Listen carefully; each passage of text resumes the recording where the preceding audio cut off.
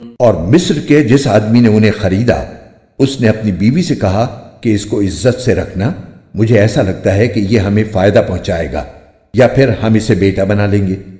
اس طرح ہم نے اس سرزمین میں یوسف کے قدم جمائے تاکہ انہیں باتوں کا صحیح مطلب نکالنا سکھائیں، اور اللہ کو اپنے کام پر پورا قابو حاصل ہے، لیکن بہت سے لوگ نہیں جانتے۔ اور جب یوسف اپنی بھرپور جوانی کو پہنچے تو ہم نے انہیں حکمت اور علم عطا کیا، اور جو لوگ نیک کام کرتے ہیں ان کو ہم اسی طرح بدلہ دیتے ہیں۔ اور جس عورت کے گھر میں وہ رہتے تھے اس نے ان کو ورغلانے کی کوشش کی اور سارے دروازوں کو بند کر دیا اور کہنے لگی، آ بھی جاؤ۔ یوسف نے کہا، اللہ کی پناہ، وہ میرا آقا ہے، اس نے مجھے اچھی طرح رکھا ہے۔ سچی بات یہ ہے کہ جو لوگ ظلم کرتے ہیں انہیں فلاح حاصل نہیں ہوتی۔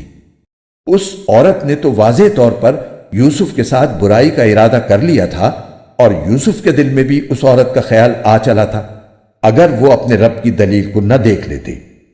ہم نے ایسا اس لیے کیا تاکہ ان سے برائی اور بے حیائی کا رخ پھیر دیں، بے شک وہ ہمارے منتخب بندوں میں سے تھے۔ اور دونوں آگے پیچھے دروازے کی طرف دوڑے، اور اس کشمکش میں اس عورت نے ان کے قمیص کو پیچھے کی طرف سے پھاڑ ڈالا۔ اتنے میں دونوں نے اس عورت کے شوہر کو دروازے پر کھڑا پایا۔ اس عورت نے فوراً بات بنانے کے لیے اپنے شوہر سے کہا کہ جو کوئی تمہاری بیوی کے ساتھ برائی کا ارادہ کرے اس کی سزا اس کے سوا اور کیا ہے کہ اسے قید کر دیا جائے یا کوئی اور دردناک سزا دی جائے۔ یوسف نے کہا، یہ خود تھیں جو مجھے ورغلا رہی تھی۔ اور اس عورت کے خاندان ہی میں سے ایک گواہی دینے والے نے یہ گواہی دی کہ اگر یوسف کی قمیص سامنے کی طرف سے پھٹی ہو تو عورت سچ کہتی ہے اور وہ جھوٹے ہیں، اور اگر ان کی قمیص پیچھے کی طرف سے پھٹی ہے تو عورت جھوٹ بولتی ہے اور یہ سچے ہیں۔